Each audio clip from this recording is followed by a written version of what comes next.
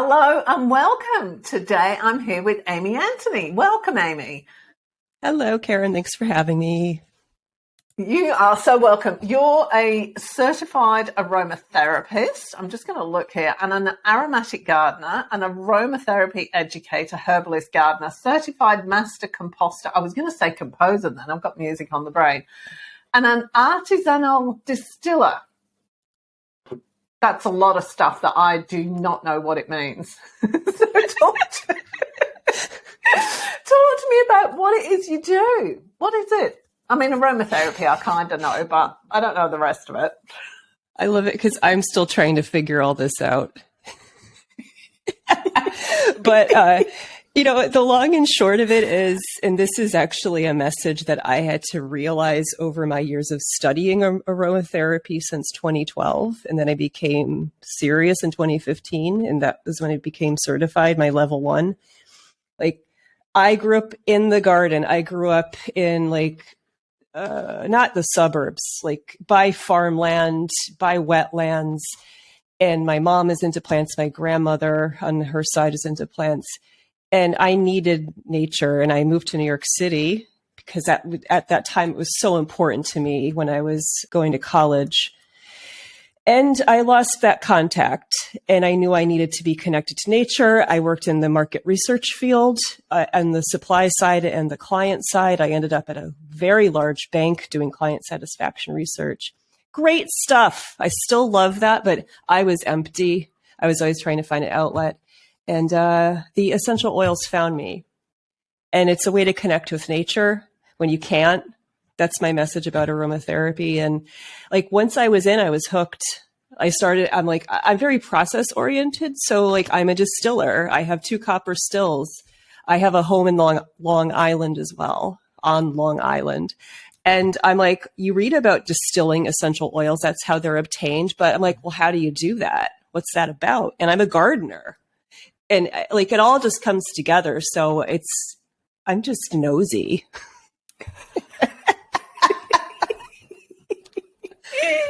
I really want to figure stuff out and try to understand things and get really immersed into experiences. So Why is it that, because I know myself, before I started today, I have a room spray that's a surrender, it's got patchouli. I can't remember what else. I just know the patchouli smell, probably lemongrass and a couple of other things. Why is it that, because smells evoke emotions from us, don't evoke emotions from us the most easily of anything, don't they? Yeah, there's a direct, 2 synapses away from cortical tissue is our sense of smell and reception and scent recognition. Scents integrate with our hippocampus, which is the formation of memory.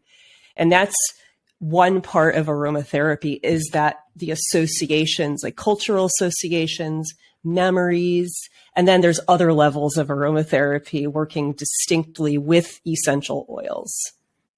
So and what's that level? Talk to me about that. Yeah, it's pretty deep. And I part of my message is reminding us, because smell, when we're working with these incredibly volatile essential oils, they're 100% genuine and authentic essential oils. We don't work with synthetics. We're not perfumers, but there's a bridge between those. And when I smell this incredibly concentrated patchouli oil I have here, you mentioned that, I'm smelling what probably took 100. I still talk in pounds. We haven't graduated to the metric system. I'm smelling 100 pounds of patchouli here in this bottle or more. It's incredibly concentrated material. And when I take a drop of that essential oil, and I hope you do this and that your guests do, on a scent strip, I have perfume blotters, or a cotton pad, those volatile components are getting into our bloodstream when we're smelling them. They're hitting scent recognition. So when I smell that, I'm breathing chemical components into my body, going into the lungs, and your cortical tissue, your olfactory bulb, your olfactory tract is highly innervated and highly vascularized. So you can start to have these chemicals dock not just on scent receptors, but onto and through the olfactory tract, which potentiates neurotransmission. there's a couple of things come up for me here. This tends to happen. Is that why when we smell something like eucalyptus, it clears our sinuses? Because the actual molecules of eucalyptus are going in and that's what's happening. Yeah, so it's twofold because essential oils are so crazy. So in eucalyptus, there's the chemical component called eucalyptol, and that's been studied for a long time. And that is known to work with the respiratory tract and clear mucus and be clearing. But essential oils, because they can have those really physical properties and work with pain, inflammation, some oils with like respiration, we can have really physical things like clearing mucus. And then they work with the emotions and the neuroendocrine system. That's why you might feel a little clearer, brighter after smelling eucalyptus. Or classically, lavender is great for pain and inflammation, burns, but a specific type of lavender, like high altitude lavender, has certain chemistry. It is sedative on the nervous system. So it does calm you and can make you sleepy. So it's this mind-body connection that essential oils have that I think a lot of the marketing out there is not really sharing and being honest about. Yeah, and I think a lot of us just think, oh, nice smell, that makes me feel good. I like that smell. We don't necessarily look into the whys and or anything. And the molecule thing fascinates me. I remember years ago, one of my kids' teachers came up to me. They were at a Montessori school. So there was very much this sort of thing was in the whole ethos of the place. And one of my son's teachers came up to me and she said, I've just found out that when you're smelling something, you're actually taking in the molecules of that thing. She said, so I really don't like going to the toilet anymore. You know, true, there's truth to that. But yeah, it's like, you're breathing anything in, anything you can smell is so small that it goes to your receptors. But yeah, you're breathing that in. And I say it becomes you, but it doesn't in a sense because you have to metabolize it and excrete it. Your liver has to process it. It goes through your kidneys and stuff like that. So I'm glad that that teacher said that because you're like, yeah, good point. Well, it also makes a lot of other things fall into place. Like if you're in a highly polluted area, if you're in a lot of smog, why it impacts us so badly? Because we just think, well, we're breathing in that dirt. We don't think that it's actually going into us through the membranes of the nasal passages. Yeah, there and here. Yeah, it's deep. And that's the thing about scent is because it's a chemical sense. It's something that like, it seems like it's out here, like we're just talking about. It's away from you and outside of you and can't penetrate you. I think it takes us a lot to get our heads around to be like, oh, I never thought about it that way. Because it seems abstract, I think. You know? Yeah, I think it does. Yeah. Yeah. We don't necessarily make that connection between the two things. Yeah. And anytime you're smelling, this is the soapbox I want to share and to talk about even as when our whole lives, but we age, you think about endocrine disruptors, all of the synthetic scents that are in body care, laundry products, all this stuff is not good for us. And not just because I think it all smells bad, but our bodies have to process this chemistry. Scented candles, air fresheners, that ain't aromatherapy. That's bad stuff. And when you're really in like a taxi cab with those terrible air fresheners or you're just polluting your environment with synthetic scents, you might start to get a headache, feel nauseous. Like that's your body being like, stop. I don't know what to do anymore. I need a break. And genuine and authentic essential oils can do this too. This is why we respect. They're so tiny. It takes a lot of plant material. They're so concentrated. And all we need to change our mood is to take, I love orange, let's pretend, smell one drop of orange oil. That's all you need. And it could just shift you like in a minute or 2 minutes. In some ways, is the oil unimportant in a way. Like if it has the response on you that you want, you know, like if it's orange oil, like neroli for me, I just love the smell of it for whatever reason.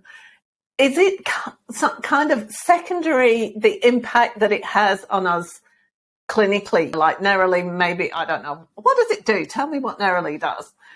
Neroli, it's really known to be, it has research behind it, to really be an anxiolytic, to work with just tempering that fight flight, to be anti-anxiety, calming, but not sedating. And it's twofold. What you're bringing up, it's like it's the, I love this. So yes, even you loving and smiling changes your chemistry, changes your being. But like you're saying, aromatherapy, there's the therapeutics of it, like neroli, great for like congested skin, like flowers are great for skin. All the aromatherapy oils, flowers go with skin.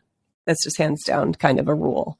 But it's both. It's the, I love this, and then the therapeutics. And that's when the aromatherapist comes in. And if you're like, I can't stand the smell of patchouli, but I'm like, but patchouli is great for varicose veins and chilling you out. But you're like, no, I have bad memories. I will be like, well, guess what? I know of some other oils that aren't like patchouli, but can do similar things. Like that's the aromatherapist's job, is to know oils and to work with somebody to help make that person something special for them that they want to love using. That was the other place I was going to go, because for years, patchouli gave me a headache. But I actually think that it was because when I was smelling patchouli, it was a very cheap, probably synthetic version of it. And yet when I've got a good quality patchouli, it's actually great. It makes me feel really good. But for years, I associated patchouli with headache. Yeah, you're right. And that's as a way to start to work with essential oils, is to smell something. And if you smell, it smells flat, metallic, it gives you a headache. That's one way to be like, I don't think this is a genuine and authentic essential oil. This might be adulterated. Because unless you absolutely hate the smell of something because of some really bad memory, good essential oils should be like, I always say it's like a poem. There's this, like, it changes because there's different chemical components in there. There's a complexity that reflects the plant was alive once. The plant was producing these molecules to enhance its life. See, I can go on and on about this. No, this is really great, because it's made me think, as we change, as we grow older from being children to adults, because I remember when we first came to Australia, which was 30 years ago now, gardenias, and I'm talking about walking past a gardenia plant, would give me a headache. And now I love the smell of gardenias, but back then I couldn't. So it's like, okay, what's changed? And maybe some of the patchouli when I was younger was good quality, but I didn't like it. It didn't click with me at all. I don't know. And those lilies that really smell, you know, the big white lilies, the big lilies we get over here, I can't remember. They smell quite strongly. I know my mother-in-law just hated them. Hated the smell of them. I only found out when I bought her a big bunch when she was sick. Whoops, sorry, Mom. But you're bringing up something interesting, that because when something's new, you're like, it's different. And it's proven, you know, everyone has different scent receptors. It's genetic. So some people smell something one way, some people smell something differently. And then sometimes you can't smell something at all. And there is adaptability. There is maturity. I love how you're bringing that up. Things get better as we get older. And this is fun too. It's like these florals, and there's not a lot of the essential oils we don't get a lot of florals, by the way, because those flowers just can't withstand the distillation process. They're so delicate. But a lot of those florals are cloying. And it's like all you need is a tiny bit of them if you're blending like a botanical perfume, you know, just working with essential oils. You just work in these little amounts and you can make something gorgeous. wonder if that was it, because both patchouli and gardenia are heavy kind of scents, aren't they? Yeah. Yeah. And again, they're so concentrated too. So as an aromatherapist, one thing that's, and you probably see this and your listeners see this, thanks to social media and the global universe we live in, there's a lot of crap out there, but there's a lot of focus on safety. How do you safely apply essential oils?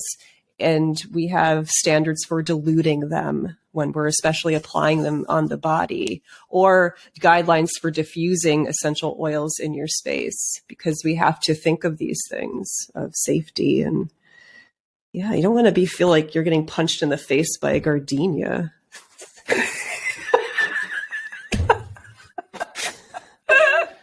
So talk to me about the distilling process. What's that? Also, what is an aromatic gardener? Is that just you grow whatever smells nice? Well, let's get to distillation after aromatic gardening. Because I've grown up as a gardener, as I mentioned, and even living in New York City, I tried to find ways to connect with plants. But the aromatic gardening is part of my curiosity. So as an aromatherapist, I was like, well, I have to know what these plants look like. How do they grow? What conditions do they like? How can I be a teacher, a practitioner, and an educator if I don't understand these plants? And our home on Long Island and this whole area, deer are here and rabbits. And many of these creatures don't like aromatic plants. You know, think of your herbs and spices, lavender, santolina, thyme, lemongrass. The plants produce these to act as deterrents often, or attractants. So the short answer is aromatic gardening really is like growing this so I can understand who these guys are. And just be like, hey, rabbits, you don't like this. Ha ha ha. Go somewhere else and eat. That's really it. It sounds kind of cool, right? But it's really like when you're gardening to be like, hey, who are you, plant? Let me get to know you. And I just specialize in the aromatics. So do plants put off different aromas to, say, attract bees and birds and repel animals that might eat them, as opposed to sort of prolonging their life by, what do you call it, pollinating? Yeah, it's definitely, and you could look across the plant families. Like there's been this, and a lot of good research done on this. I have a few books by some academics of the ever-going evolution of plant and insect. And they adapt to each other over time. So a lot of the classic examples are the conifer trees, like the pine trees, and a lot of beetles like to come and eat and burrow and do this stuff. So then you'll have the plant will give off distress signals, some of them aromatic, to be like, oh, I know the predator of this beetle. I'm going to send out these chemo messages. So like, hey, I need some help. And then there could be other chemistry that signals to other parts of the plant or other plants around it that are the same species, like, oh, this is happening. It's time to start doing this, like pump up this chemical. So it's this dialogue. It's a way of communication between I did not plants. know that. Yeah, between insects. Yeah, it's deep. There's a lot of cool research out there. Wow, that is incredible, because that kind of intimates an ongoing conversation that most of us have no clue about. Yeah, we're not there. We're not in we're in this different wavelengths of the plants and the insects, right? Yeah. I love it. I know. So how long has this research been going on into this kind of thing? That's a good question. So I'm just going to look at one of my bookshelves here, like plant behavior and intelligence. Like this stuff is probably in the probably 1990s into the 2000s. I have one here, 2014. But I think a lot of stuff is really, when you said like years ago, I don't think people considered saying plants have intelligence. And I think a lot of stuff started in the 70s. There's one book that got a lot of hype and was debunked, but think it crept into the 1970s. And now with research, I think a professor in the Pacific Northwest, she was really integral in showing how there's the mycorrhizal, am I saying that right? The roots of trees talk to each other. She was doing research probably 20 years ago. So I have this one here too, Plants in the Human Brain. This is the one I love, David O. Kennedy. This is like academic stuff. I don't recommend this for beachside. Read it. It's like for me, it's like 3 pages at a time. I just went, 2014. There's 2 books here, 2014. Wow. So, yeah. So it's still fairly new, isn't it? We still don't really have a depth of experience in that field. No, and you know what's exciting, and then what's kind of a bummer? First, the exciting part is the big hype about cannabinoids and terpenes. And guess what? Essential oils are made up of terpenes. Essential oils contain many components that the aromatic hemp does in pot. So there's a lot of research being put into marijuana. You know, lots of dollars can be spent there because people can make money. And back in the day, people in our countries, they didn't want to spend money on plants. That you can't patent a plant thing, right? It's free. It's this free stuff that you can't do that. And a lot of the countries that were doing great research and still are like Italy, India, Japan was doing a lot of research. There's a lot of countries that were doing research because like in India, I mean, they're still looking at Ayurvedic medicine and plant medicine, you know, so they wanted to fund that. But like in the United States and probably Australia, they're like, well, I'm an entrepreneur. I want to patent that and make money. So cynical. While we're on cynicism, the big essential oil companies, the MLM, how their claims about, you know, they're the purest oils in the world and blah, blah, blah, without digging a hole for yourself, talk to me about that. I think, and I will never bash anybody because I try to stay really independent. I don't advocate brands or anything. But the way I look at this is essential oils are from plants, and there are people that understand plants and distillation and the therapeutics. And it really sucks when you start to commoditize thing and just turn something like a beautiful plant and the therapeutics of an essential oil to pushing product. So what I tell my clients, I see people one-on-one in person, and I've told this to students when I was teaching certification courses. Your job as an aromatherapist is to not have repeat clients. Your goal is to get to the cause and try to help them address the root issue, so then they move on. So if it's like the whole thing of you, like razor companies, you give them the whole razor and stuff, they have to keep buying the blades. Like, you don't want that because you're not supposed to be working with these chemicals every day, you know, and like ingesting them and putting them everywhere. Like it's not a product. So that's my long-winded answer. No, that's really interesting because that is something they talk about. We were watching a program the other night, my daughter and I, and about the big essential oil companies specifically. And there were people saying, oh, essential oils, you know, I'll use this 6 times a day and I'll use this one and it's every day. And you're saying no to that? That's not what should happen? So, yeah, we were talking about using the products constantly, all the time. So, and that's what they promote, those companies, isn't it? Like, use the products, use this, use that, buy a pack of 12 essential oils as a starter pack and you need to use them every day. And, oh my gosh, these essential oils make me feel so good. And talk to me about that kind of thing. That's not how they should be used. No, I mean, hands down, no. And I'm pausing because it goes back to the oils are a way to connect with nature. And when you look at it's not always just good to ingest stuff, right? Like one great ways to holistically help ourselves is to take a walk outside and get fresh air. right? Like there's so many ways to help ourselves and eat good food and have a really nice cup of herbal tea and drink a really nice refreshing glass of water. That is lovely. And then we can turn to the oils when we have a special need. Say you're in this transition of crisis, you're like, I can't sleep, I'm feeling a little depressive, not clinically diagnosed as depressed. I'd want you to go to see a specialist for that.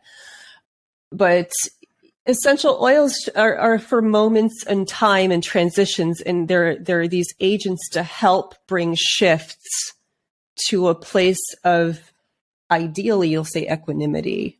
You know, like I just had a client last week working with menopause and hot flashes, and I gave her explicit instructions on how to use her products, and she'll run out of them. And she wanted to have more. She's like, oh, another scent. I'm like, let's wait and meet in 3 months and see how things are going.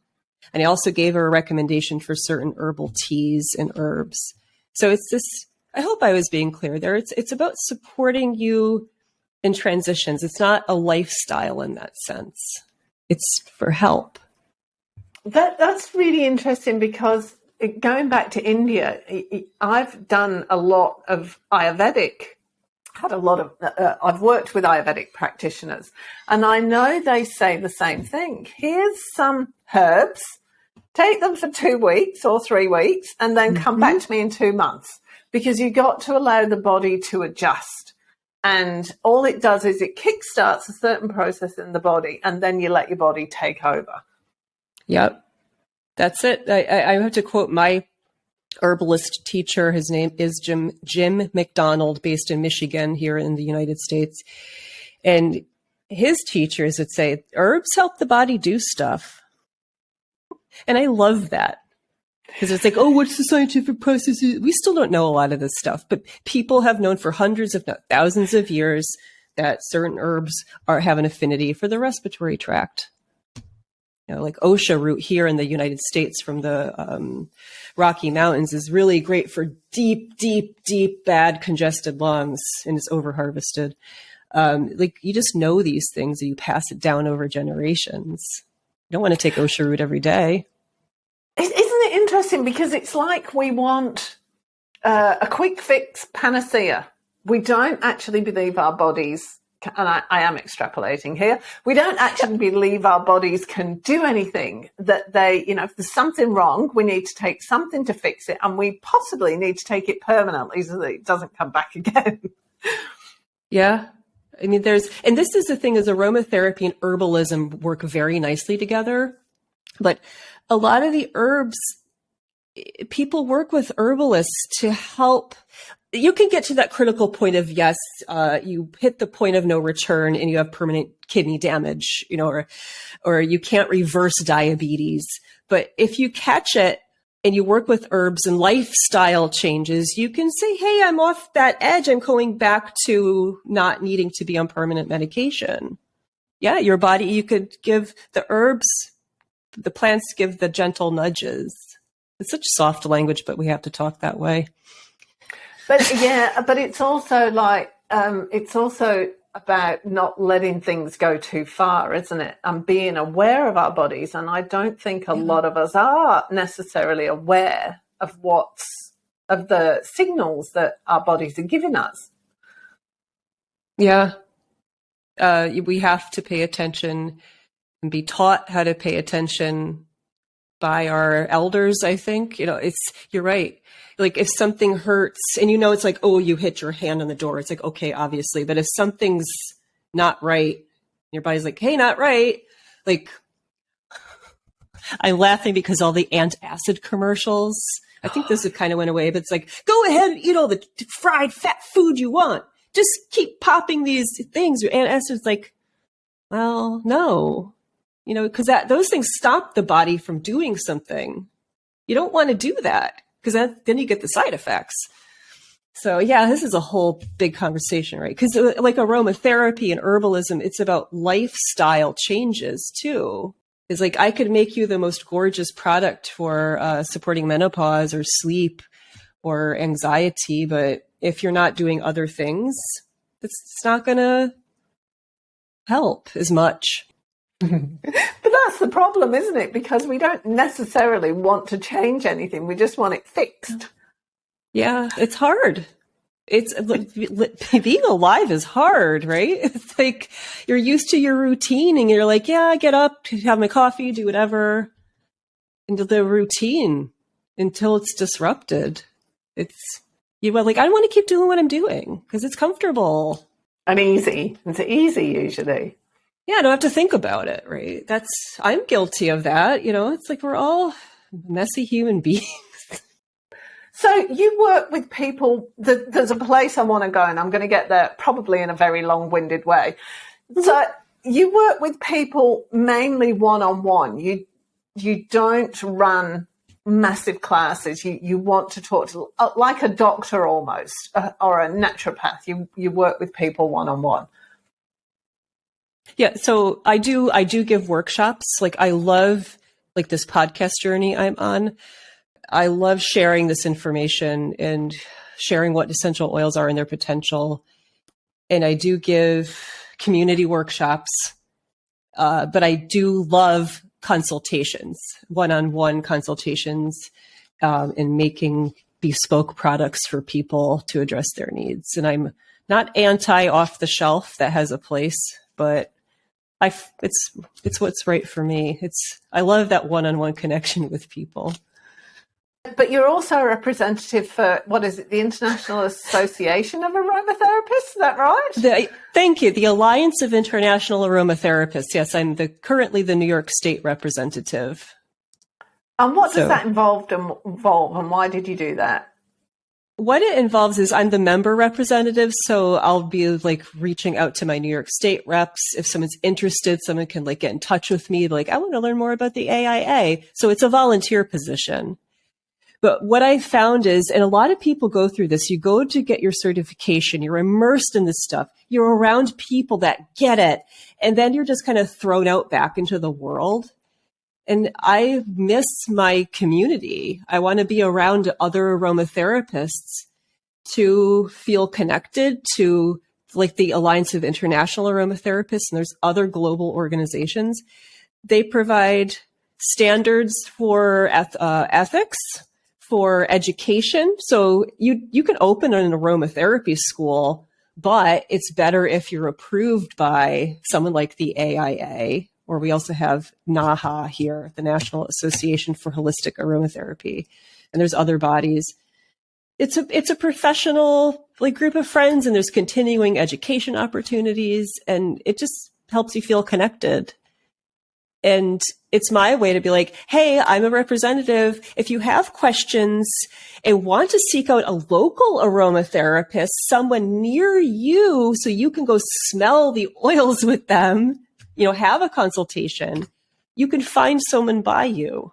And to me, that's important. So I'm here to advocate I'm not making money doing this podcasting stuff, by the way. I'm like this voice for aromatherapy. And I want your listeners to be like, hey, let me find someone that's in my geography. That's actually, you've hit on something that's really important to me, because I get asked so many times, so how much money do you make from podcasting?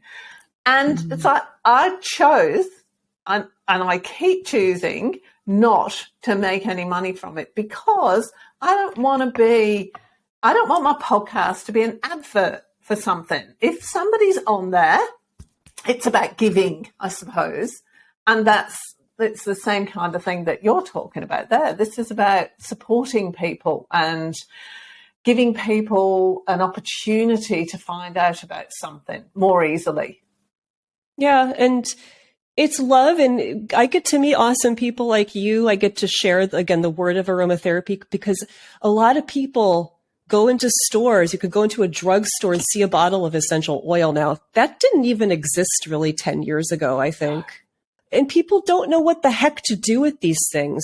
No. So as professionals, we need to be there to have our organizations or professionals be like, here's the guidelines. And if you want to go deeper, yes, find an aromatherapist to work with.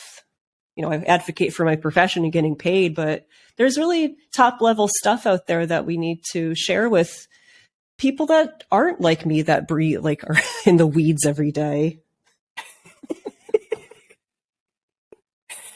you were saying earlier about you had a client last week who came in with issues from menopause and issues about sleep as well, because, you know, apart from the hot flashes, I think sleep is or lack of sleep or sleep disturbances is the biggest problem for women going through menopause. What difference can aromatherapy make? What oils and thing, because I know lavender can help you sleep and blah blah blah, but yeah.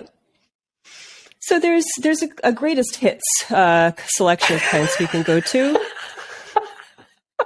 But that's what I call them. It's just my way of speaking. But, you know, this individual, because there's a spillover when you can't sleep, you're having a crappy day, and that crappy day makes you have a worse night. But, like, hands down, it doesn't work for everybody. And please get your hormone levels checked, because if you have estrogen dependent issues, you might not turn to some oils, but like some oils that are known to promote estrogen, quote, balance and be pro-estrogen, not saying they are estrogen, but fennel also promotes breast milk production. You know, when you're at a stage in life where you are breastfeeding, fennel's helpful for that. Trying to think. Peppermint's known to dry up breast milk, but clary sage is a woman's friend, pro-estrogen. I'll say I need to use different language. I can't sound medical, but I hope I'm coming across. It can help balance the hormones. Geranium is nice overall as a balancer of mood, and even it's nice on skin. You can also start to get drier as we age, men and women.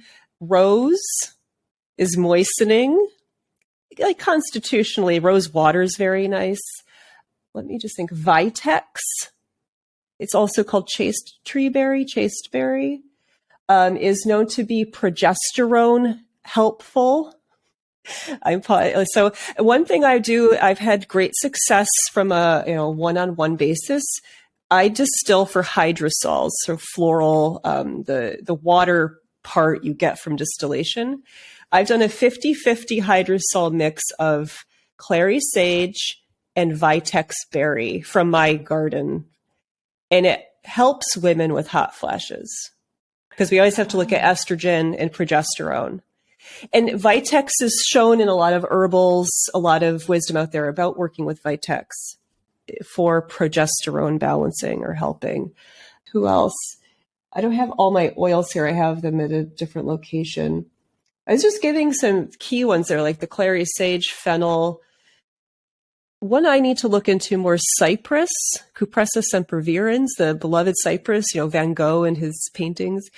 There's some evidence in some aromatherapy books that cypress is helpful to the ovaries, but that's an interesting one. I would like to see more research on, because I've only seen it in a couple books. But who does the research? A lot of really cool people. Well, I did mention, so if you go to like PubMed and stuff, you'll find scholarly research. Earlier, I mentioned countries like India is doing the research. They're doing the academic stuff. Egypt, that whole part of the world, Latin America, there's scholars doing this research. And then you'll have some aromatherapists that go in and might get involved in that research. Or they'll find it and what's the word? File it together and put it together. Compile it. But yeah. Thank you. I've had a crazy day, or like cake, timing's off. Must bake a cake. Compiling research and coming up with some good reference books. But I think I shared some good oils there as a starter for people to look for. And do you apply those to the skin? Do you inhale them? Should you actually ingest essential oils?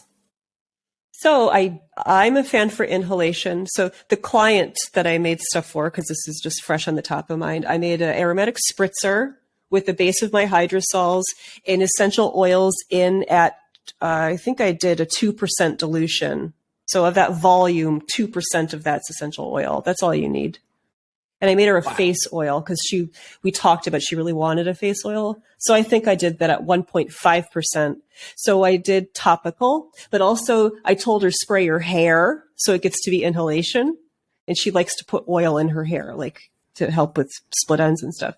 So it's both topical and inhalation. And I can't stress how inhalation is so powerful. I have to share, I have something on my website I want you to be aware of, like how do you smell an oil? And I have an exercise. But internal use has its place under someone who can make a product for you, like capsules, or I have made suppositories, but it is like I make something for you and it's done for a week, 2 weeks. It's very interesting. It must be diluted. It must be portioned properly. It's not daily use for whatever. Go and eat real food. Don't take lemon oil every day. There's no benefit to that. You can actually hurt your mucosa because it's so concentrated, The internal use has its place. It depends on what country and jurisdiction and legally what you can do. Here in the US, we really can't talk about internal use and it's really frowned upon. So you really have to be schooled, and ideally you're a medical professional or you're a herbalist. So it's dicey. Yeah. I was going to ask you something and I've completely forgotten. So you keep talking while I see if I remember what it is. Well, I think you did ask me about distillation before, but I wrote it down. That's why I remember. But I just feel like with the way I'm speaking about this, I just have to say, as a representative for the Alliance of International Aromatherapists, we do not advocate for internal use. But knowingly, as a practitioner and with myself on very rare occasions, I have made myself pessaries. I was working with, I'll be really honest, I had a hysterectomy just a few weeks ago. And I had a very, very problematic fibroid. And I was working with myself for a small amount of time. I made myself pessaries. By the way, I found, because essential oils work on our mood as well, on our neurotransmitters, the stuff I had in there, I had geranium, pelargonium graveolens, is balancing to mood. I found myself it's always after about 3 days, I found myself like, oh yeah, I feel this is okay. And I'm sharing that because I'm really honest and share too much information, but geranium could have that effect. You could put it in a roller ball, apply once a day or twice a day, or you can smell it once or twice a day for 2 minutes, 3 minutes. And if you do that daily for 2 to 3 days, you might find you're like, oh, the edge is off. And that's what essential oils do. They take the edge off of things. They kind of try to bring you back to that. I don't like the word homeostasis or allostasis. I want to bring you back to where you are just like, yeah, I'm me. This is good. Yeah. I'm not sure a lot of us want to be me. Feeling your best self. Living in New York City can be very irritating. If you let things get to you, they will. And when I am working with myself, blends that I'll apply daily, I'll notice that I'm not as reactive. My itchiness, I call it, is taken down a few notches. And that's what essential oils do in that really emotional state. And when I say emotions, I am always talking about neurotransmission. This it's not just oh, I feel happy. It's there's that other level. But it's great. But so I recommend geranium's not for everybody, but it can be really helpful if you find it in an off-the-shelf aromatherapy product. It's interesting for that modulation, that balance. I think I'm going to go out and get some geranium today. So I'm going to wrap up in a few minutes. How can people get in touch with you? By the way, do you do online calls? Do you do Skype calls or video calls, consultations, or do you prefer to see people in person? Thanks for asking that. After doing Skype and video, it's not in my heart because I really want the person to be with me, to smell the oils, to see if they can't stand it. They need to be there with the products. Excuse me, I said that. That's terrible. With the oils, and I'll have examples of things I can make. They have to be there. I have done remote educational consultations, which I'm a fan of because you could have someone get some of their own oils and things like that. But you can find me at my website at nycaromatica.com. And you'll see me. I have my plant talk series where I'm at my house with my plants. I'll talk about the plant, the essential oil, what it likes. I have free classes that I keep adding to, like free how to diffuse essential oils class with some guidelines, free intro to aromatherapy. You just have to sign up and you'll get access. So I'm a proponent of just sharing my passion because I love teaching. And I have a podcast, Essential Aromatica, where I'll have like every other episode is me connecting and trying to make aromatherapy accessible and talk about cooking. And I just started my Luna Aroma series again, where I have a meditation written that's paired with an oil called Luna Aroma. And I'm putting it out each new moon, around the new moon. So it's a way to connect with the oils. So I think you get my vibe. Like, I love the consultations, but that's for your local aromatherapist, unless you're like, Amy, you're awesome. Can we do a video class, like a 101?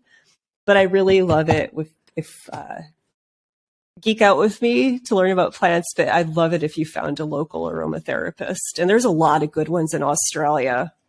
Cool. I'll have to get in touch with you about that as well, I think. Yeah, for sure. So is there anything else you want to convey? Is there anything we haven't covered? I can't remember what you said. Let me just check. Yeah, that's a lot. I think we did. Life's overall challenges and key essential oils. I think we pretty much covered it, didn't we? I just love these conversations, so thanks for having me, because it's really important to be honest about this stuff. And I am really pro loving the plants, cook with them, have the spices in your cooking, make herbal teas, and there's a place for the essential oils. And we only need to work with tiny amounts of them, because otherwise they could be stupefying and really irritating or overwhelming, honestly. It's kind of like it's a support as opposed to a cure. That seems to be the basic message that you put across for me. That's how it's landed for me. That I give you a total thumbs up to that. Yeah, What's that one? Yeah. Oh, sorry. It's just this is Cedrus deodora from India. So cedarwood, one of the great cedarwoods. It's a really stabilizing, emotionally, kind of a grandfather presence. Oh. The grandfather you like. Some people you might not like, but that good, strong, masculine type energy that we all have within us, man or woman. Fantastic. Thank you so much for being on. Thanks for having me, Karen. This is really nice. I've had the best time, and you'll have to send me a photo of that cake, because you can't send me any. Will. Thanks, Amy. Thank you very much. If you enjoyed this episode, be sure to subscribe and don't forget to rate and review this podcast and share it with your friends. Thanks so much for listening, and I hope you're leaving with some thought-provoking information that can make a difference in your life. See you next time.